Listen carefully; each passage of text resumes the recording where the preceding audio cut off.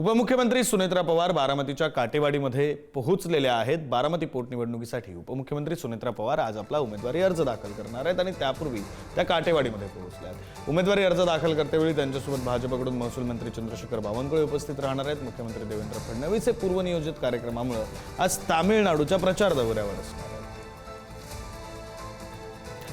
प्रतिनिधी संदीप राजगोळकर आपल्यासोबत जोडले गेलेले आहेत। आपण संदीप यांच्याकडे जाऊया। संदीप, काही वेळापूर्वी बोलताना तुम्ही आजच्या सुनेत्रा पवार यांची आज दिवसभरातली टाइमलाईन नेमकी कशी असणार आहे ते सांगितलं होतं। सर्वात आधी त्या काटेवाडीत जातील हे तुम्ही सांगितलं होतं। आता त्या काटेवाडीमध्ये पोहोचलेले आहेत। संदीप, अगदी विक्रांत, उमेदवारी अर्ज भरायला काही तास शिल्लक आहेत आणि सुनेत्रा पवार राज्याच्या उपमुख्यमंत्री काटेवाडीमध्ये दाखल झालेल्या ज्या ठिकाणी अजित पवार यांचं मूळ घर आहे आणि त्यांच्या आईचे आशीर्वाद म्हणजे सासूबाईंचे आशीर्वाद घेण्यासाठी त्या दाखल झाल्यात। ही आपण थेट दृश्य पाहतोय त्यांच्या कॉन्व्हॉयची।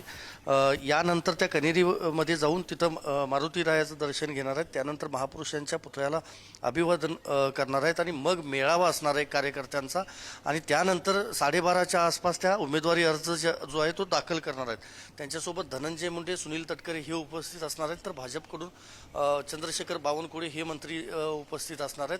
प्रामुख्याने पाहायला गेलं तर ही निवडणूक बिनविरोध व्हावी यासाठी प्रयत्न केले गेले होते, मात्र अखेर काँग्रेसने देखील उमेदवार दिलेला आहे आणि आत्ता उमेदवारी अर्ज भरल्यानंतर माघारीचे जे दिवस आहेत तोपर्यंत काँग्रेस काही हालचाल करतं का हे बघणं देखील महत्त्वाचं आहे। पण आत्ता सुनेत्रा पवार या काटेवाडीमध्ये दाखल झालेल्या आहेत आणि इथून त्या थेट कनेरीमध्ये जातील। त्यानंतर कार्यकर्त्यांच्या मेळाव्यामध्ये नेमकं काय त्या बोलणार, त्यांच्या भाषणाकडं संपूर्ण बारामतीचं लक्ष असणार आहे, मतदारसंघाचं लक्ष असणार आहे। हीच दृश्य आपण पाहतो। याच ठिकाणी उपमुख्यमंत्री सुनेत्रा पवार या दाखल झालेल्या आहेत आणि काही वेळातच त्या इथून कनेरीला रवाना होणार आहेत। विक्रांत, धन्यवाद संदीप दिलेल्या या सगळ्या सविस्तर माहितीसाठी। ही थेट दृश्य आपण बारामतीच्या काटेवाडीमधून पाहतोय। काटेवाडीमध्ये उपमुख्यमंत्री सुनेत्रा पवार पोहोचलेले आहेत।